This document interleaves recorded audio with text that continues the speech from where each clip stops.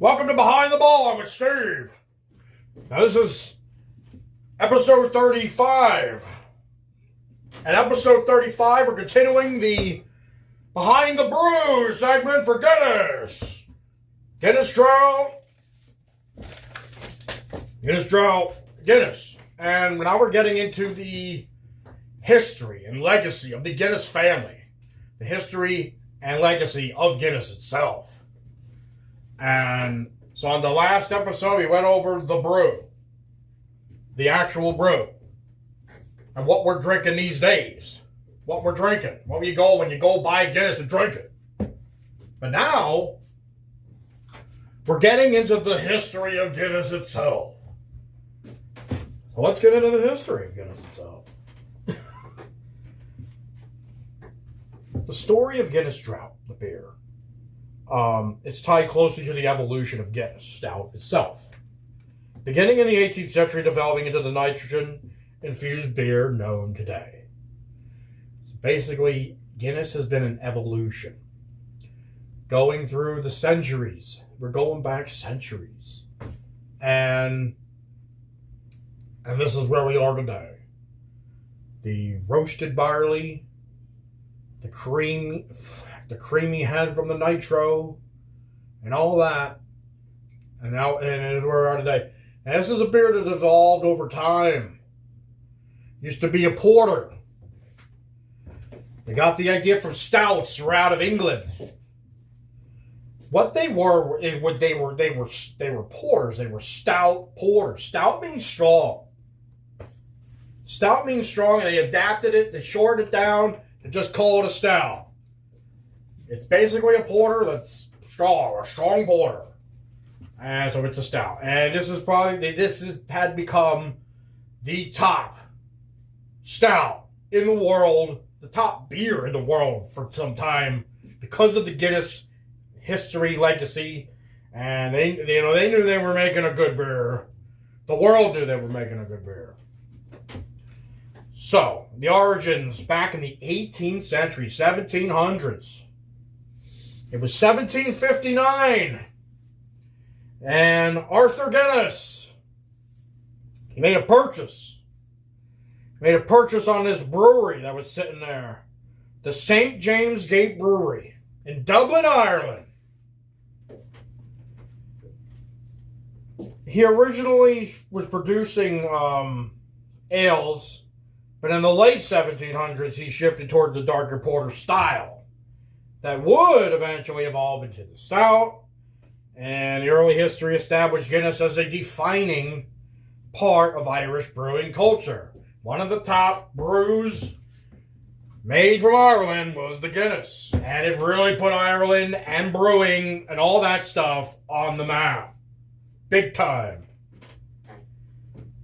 Let's talk about the lease. He took out a 45-pound-a-year lease on the St. James Gate Brewery, and it gave him a 9,000-year lease. 9,000 years. It's his and the Guinness family's for 9,000 years. It's only been like 260 or 270 or something like that. We got 9,000 more years to go with that lease. Or 8,000 something.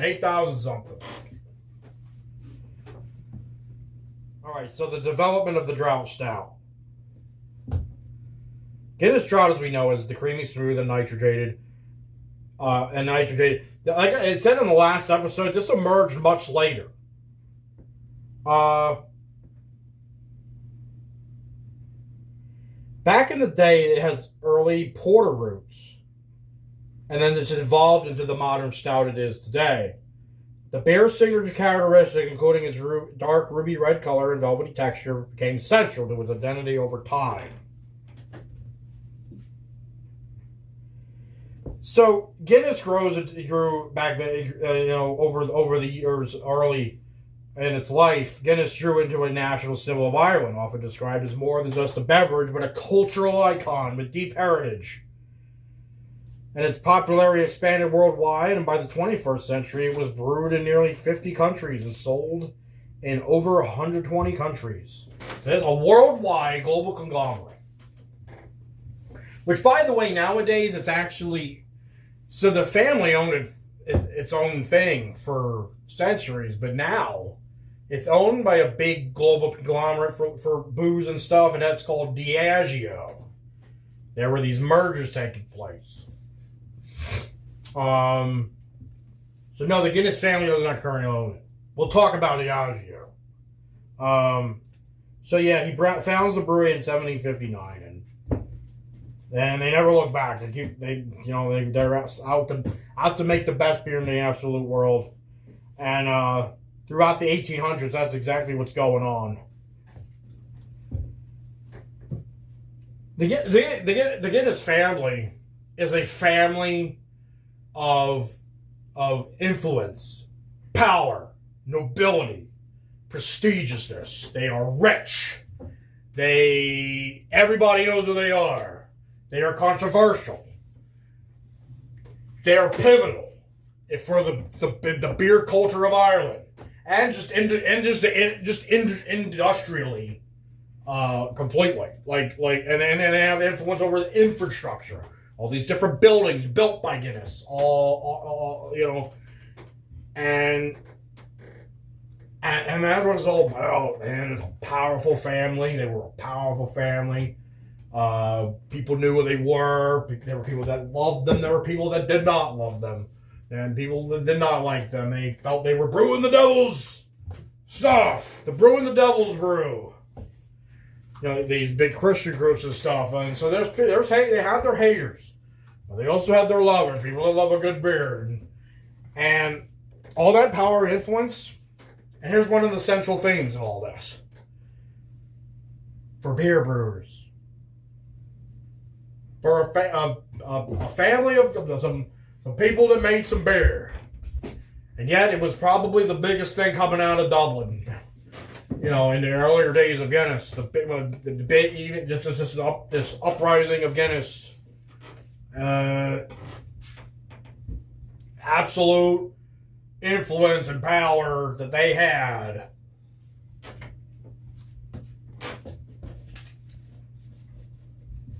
A lot of legacy.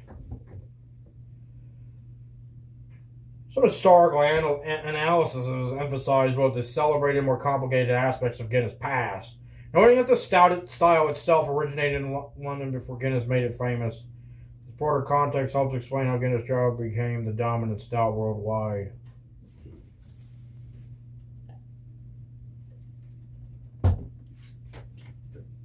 All right, so for the Guinness family, we're now going to get into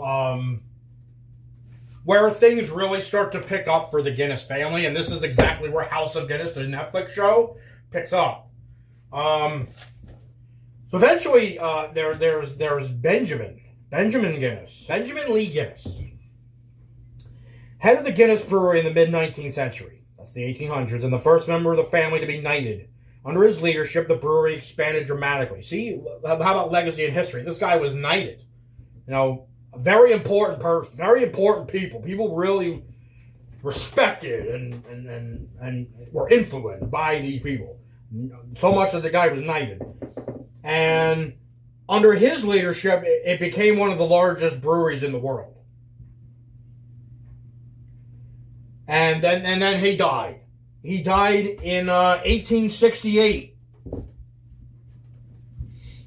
which was a big turning point for the Guinness family.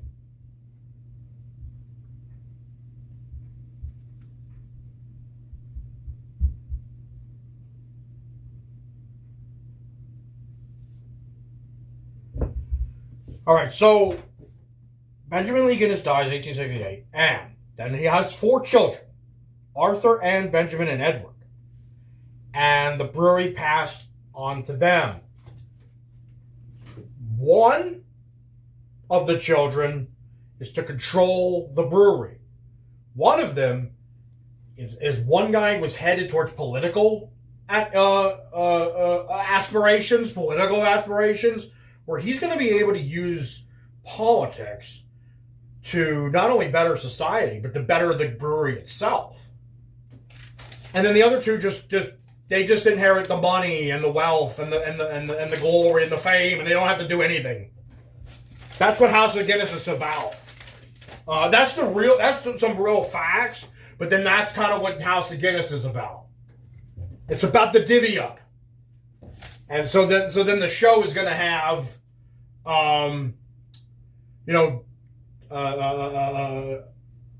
defiance and betrayal and all the things you need in a good drama.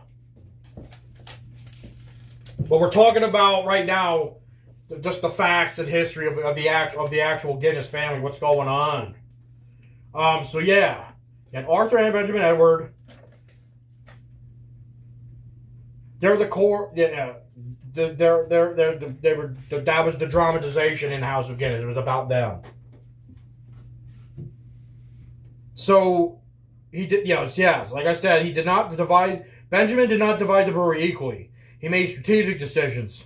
Arthur and Edward were given control of the brewery. Anne and Benjamin had just inherited the wealth and the property, but no operational control of the business because they know what they were doing. They weren't the ones that were going to know what they were doing.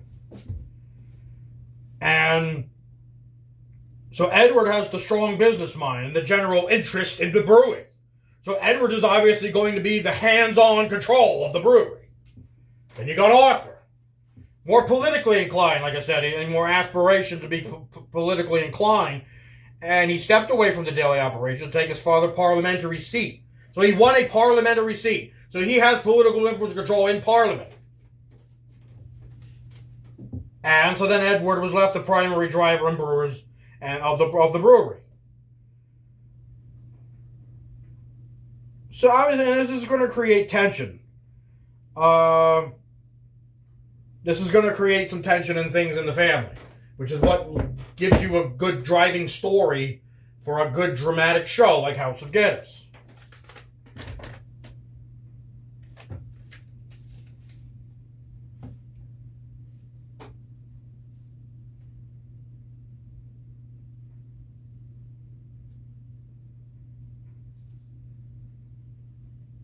All right, so then from all that, the Guinness family goes on to become one of Ireland's most prominent dynasties. With the influence in brewing, politics, philanthropy, and nobility, their story continues to fascinate historians and audiences alike. Audiences, because they're the people watching House of Guinness and stuff. But historians are people looking for facts. Looking to see what really happened for Guinness. All right, so we gotta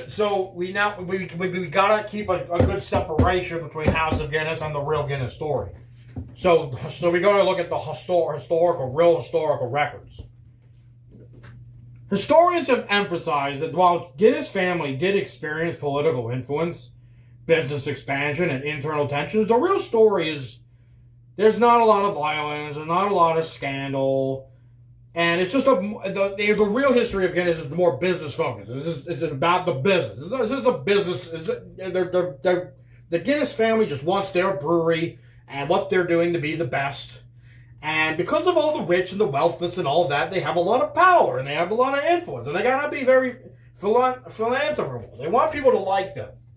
They want to be liked. They want to have a lot of money. They want to be rich, but they want to be liked. And they want to be respected.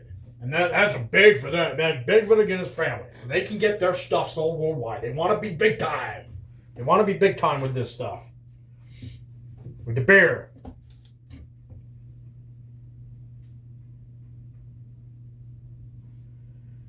So looking at the actual facts. Benjamin Lee Guinness expanding the brewery into one of the world's largest.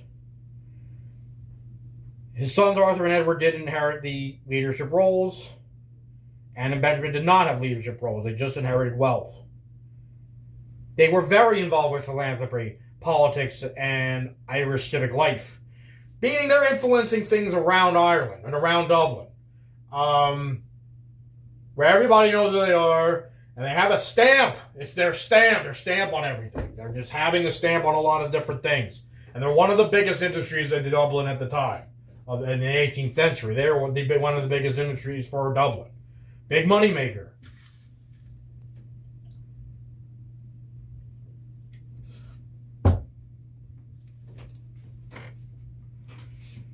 All right, so we'll just keep it going with some of the more history of this stuff. The Guinness family is a very colorful, dramatic, and influential history in Ireland, full of eccentric personalities, political intrigue, philanthropy, and even a few scandals. Here are some of the interesting true stories behind the dynasty we built for the world-famous stout. And this is what we really want to get into, the real stories. The 9,000-year lease. Yes, the 9,000-year lease where he gets the annual rent for 45 pounds. And they will own this for 9,000 years. And it's all theirs. And they'll never sell it. Like, why would they do that? It's history. That's a lot of history in that place. If I ever go to Ireland, there's one thing I want to check out. I want to go to Ireland. And I want to check out Ireland. And one of the things I want to check out is that St. James Gate Brewery. It sounds awesome. A lot of history there. And there's this brewing empire for the Guinness. They have a brewing empire. And that empire allows them to have political influence, and they are a political powerhouse. The Guinness family didn't just brew beer. They became major political figures in Ireland and the UK. Sir Benjamin Guinness served as Lord Mayor of Dublin. And his descendants held his titles, such as Earl of Aval, Viscount of Elvin, and Baron Moyne. Okay, so those are nobility seats. That's a thing in the UK. It's like these lords and things. There's like positions of nobility. And at times, those positions of nobility gave people actual influence and power over actual politics and government function. And that's something that the Guinness family was getting into because they had those nobility titles. They had those nobility roles. So they had political influence. They had a lot of it. They had their hands on a lot of different things. Which, again, not bad for a bunch of beer brewers, right? So they have to be very philanthropical. They want people to like them because they want people to buy their beer. They want to keep their wealth going. The family funded enormous public works, including the restoration of St. Patrick's Cathedral in Dublin. Edward Guinness, who had become the first Earl of Aval, that's his nobility title, he donated the Aval House and the St. Stephen's Green to the Irish people. So donations being made, a lot of money, a lot of charity. Their philanthropic legacy is so large a part of Dublin's modern infrastructure still traced back to Guinness money. I'm talking about their influence over the actual infrastructure of Dublin, and architecture and things like that. They got their hands on that. They owned spectacular estates. The Ashford Castle, the Farmley House, and the Elvedon Hall. So all these real wealthy, big, nice buildings, they're owned by the Guinness family. And these estates were hubs for aristocrats, politicians, and artists, cementing the family's place in high society. Again, rich, wealth, power, influence, fame.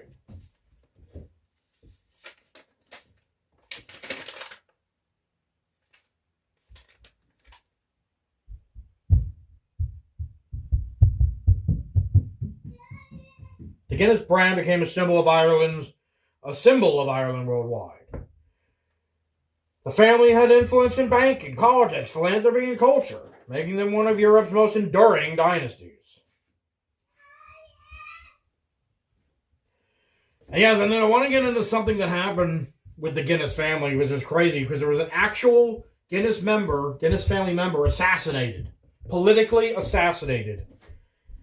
And this was Walter Edward Guinness. Walter Edward Guinness had one of those nobility titles he was called the Baron Moyne.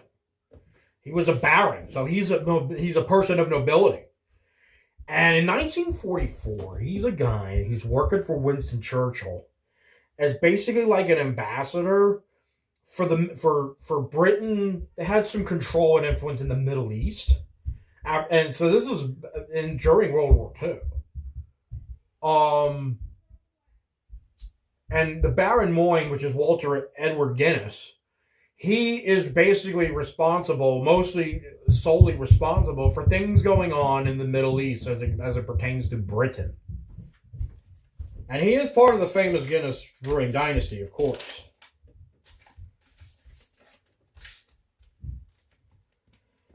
And on the 6th November of 1944 in Cairo, he's in Egypt. He was assassinated. He was assassinated by a Zionist group called the Lehi. So,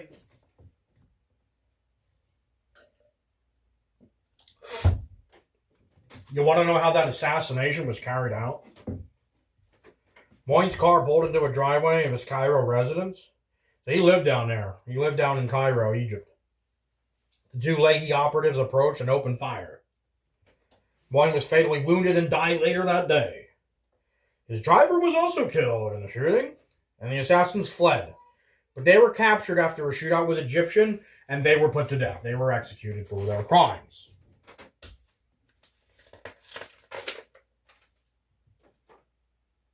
Convicted and executed in 1945.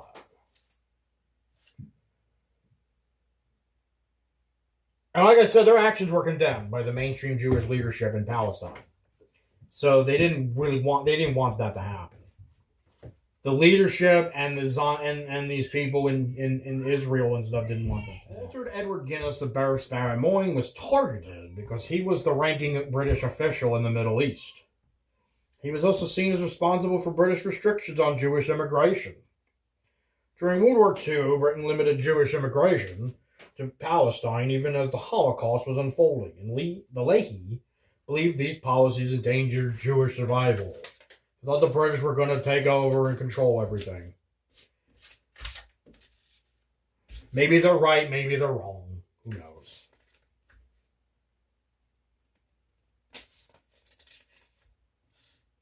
And yes, Winston Churchill was personally devastated by this. He was a very close friend to Walter.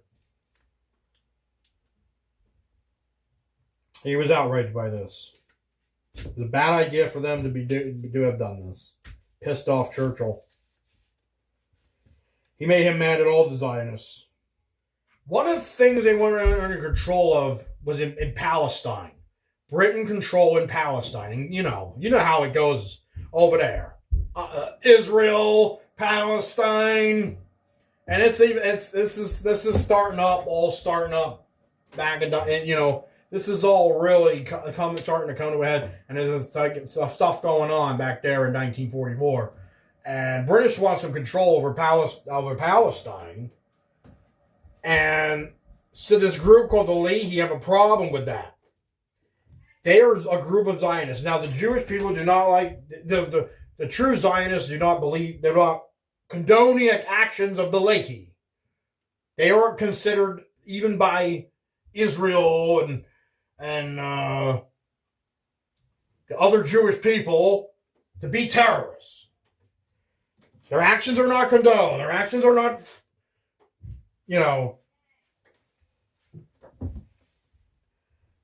they admit Britain occupying land. These are Jewish people. These are Jewish people who want control down there. And they don't want Britain control over it. So these two guys kill Walter Edward Guinness. Because he is the top British official down there for the Middle East. They catch him in Cairo. Yes. So they actually travel to Cairo.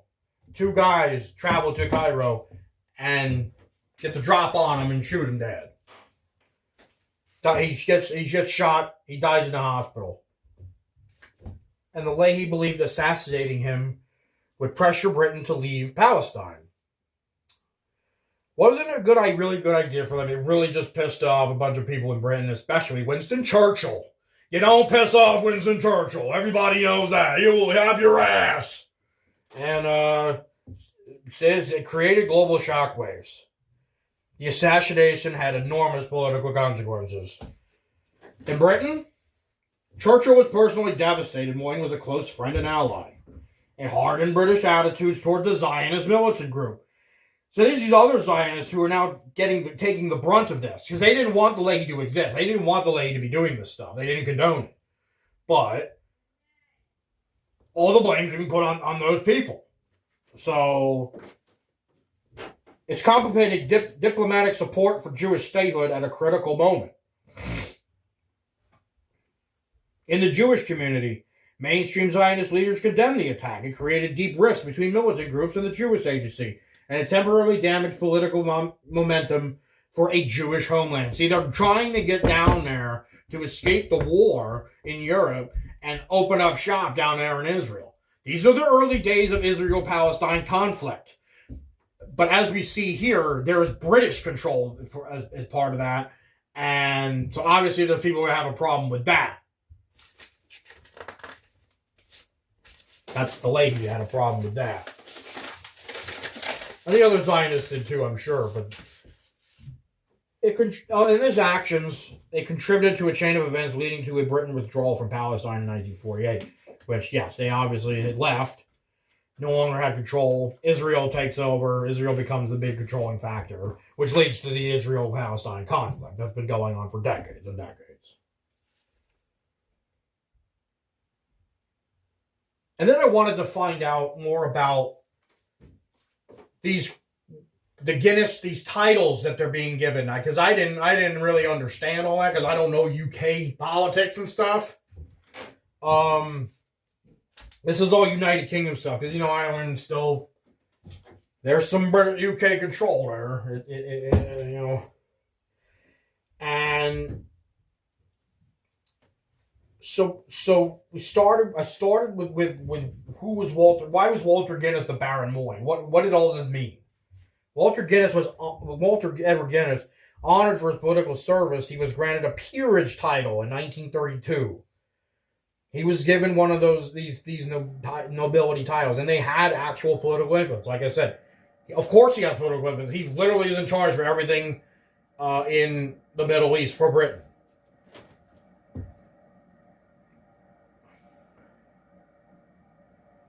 It doesn't replace your surname. These nobility names, they're more like a title.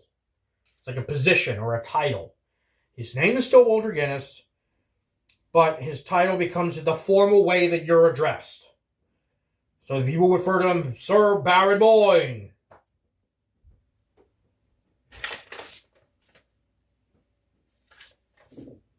The Right Honorable the Lord Moyne.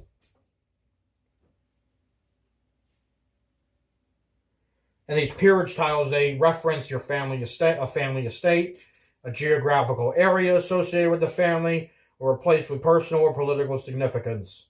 In this case, Moyne refers to Moyne, County Mayo, where the Guinness family had long-standing land and historical ties.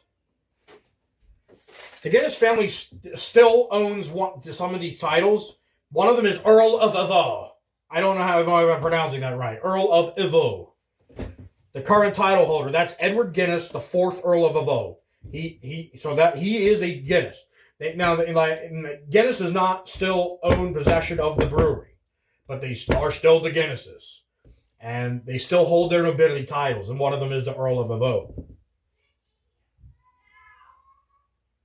Edward Guinness is the 4th Earl of Evo, head of the Guinness aristocratic line, custodian of the family's historic estates, including Elvedon Hall in Suffolk, and public figure, who occasionally comments on Guinness heritage and Irish cultural issues.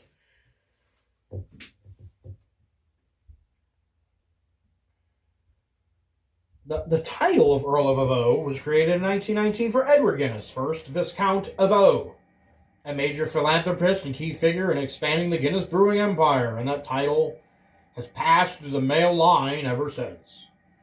What does the Earl do today? Well, the Guinness family no longer controls the brewery, which is now owned by Diageo.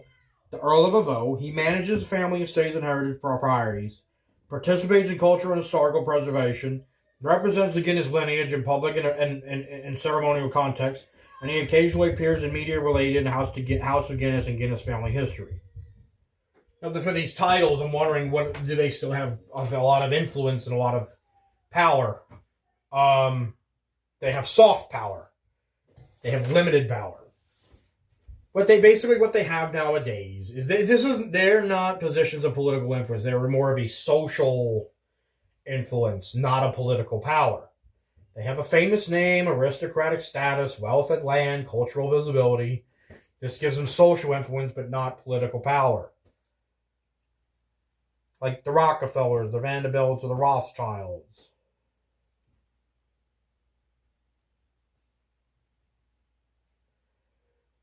They're famous, they're respected, they're historically powerful, but they're not running governments. They're like the Queen of England, or the King now. They don't actually have any influence because then there would be, monarchy. They're just they're just in a class. They're just in a higher social class of being royal, like the royals. It's basically like that. But at one time, they did actually do have political influence. That's true. They did have political influence, but not now. And to wrap it up for the Guinness family legacy and history, the Guinness family today is prominent, respected, culturally influential, and historically significant. But they're not politically powerful in any modern governmental sense.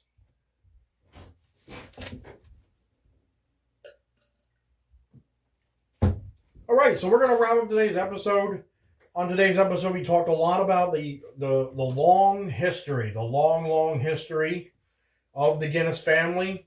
We did dive into a little bit of the comparisons between real life and the show House of Guinness. But in the next episode, we want to continue this segment, and we're going to basically be finishing things off, and we're just going to do a direct comparison between fact and fiction when it comes to real life events and House of Guinness. We're specifically more going to be talking about the show House of Guinness on Netflix. That's next time here on Behind the Bar with Steve. And the Behind the Brew segment for Guinness. That wraps up today's episode, so have a good one.